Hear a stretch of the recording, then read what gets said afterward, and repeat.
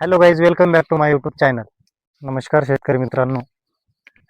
जसे की तुम्ही मागे बघू शकता, ही आमची पेरूची बाग तैवान पिंक. मित्रांनो, आम्ही यामध्ये काय केलंय, मला काही समस्या आढळून आल्या होत्या पेरूमध्ये.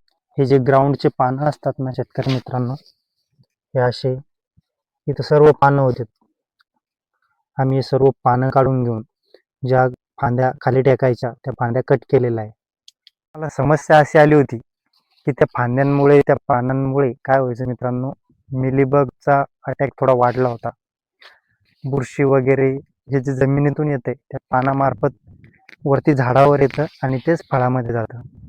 त्यामुळे आम्ही ते ह्यावेळेस पानं आणि त्या गळफांद्या म्हणजे खालच्या बुडातल्या फांद्या त्या कट करून टाकलेल्या आहे आणि आमची थिनिंग पण पूर्ण झालेली आहे.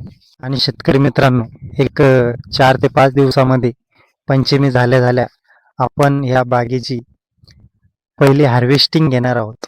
आणि त्यामध्ये माल जास्त नाही निघणार, थोडाच निघेल, पण आपला पहिला माल, पहिला बहर याची हार्वेस्टिंग होणार आहे. त्याचा आम्हाला खूप आनंद आहे शेतकरी मित्रांनो. आणि रेट पण एकदम मस्त आहे. त्यामुळं लवकरच एक 4-5 दिवसामध्ये तुम्हाला एक लॉंग व्हिडिओ येईल. त्यामध्ये तुम्हाला दिसेलच की आपल्या बागेची हार्वेस्टिंग झालेली आहे. शेतकरी मित्रांनो, तुम्ही बघू शकता साईज कशा प्रकारे झालेली आहे. जसे की तुम्ही बघू शकता शेतकरी मित्रांनो, ही अशा प्रकारे आपल्या पेरूची साईज झालेली आहे. एक 250 ग्रॅमच्या आसपास हे फळ आहे. ही अशा प्रकारे साईज झालेली आहे शेतकरी मित्रांनो. हा माल एक 4 ते 5 दिवसामध्ये आपण हार्वेस्टिंग करणार आहोत. हा बघा माल, हार्वेस्टिंगला आलेला माल बघा कशी साईज बनलेली शेतकरी मित्रांनो. हा माल एक आपण 5 ते 6 दिवसामध्ये पंचमी झाल्या झाल्या याची हार्वेस्टिंग करणार आहोत. तर शेतकरी मित्रांनो, कशी आहे आमच्या बागेची क्वालिटी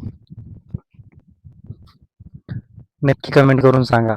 आणि असेच तुम्हाला नवनवीन व्हिडिओ बघायचे असेल तर आमच्या चॅनलला सबस्क्राईब करून ठेवा आणि बेल आयकन बटनला ऑन करून ठेवा, जेणेकरून आमचे नवनवीन व्हिडिओ तुमच्यापर्यंत पोहोचत राहील.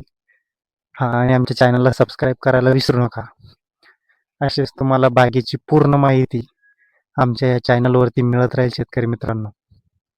तुम्हाला आमचा व्हिडिओ आवडला असेल तर व्हिडिओला लाईक, कमेंट आणि शेअर करायला विसरू नका.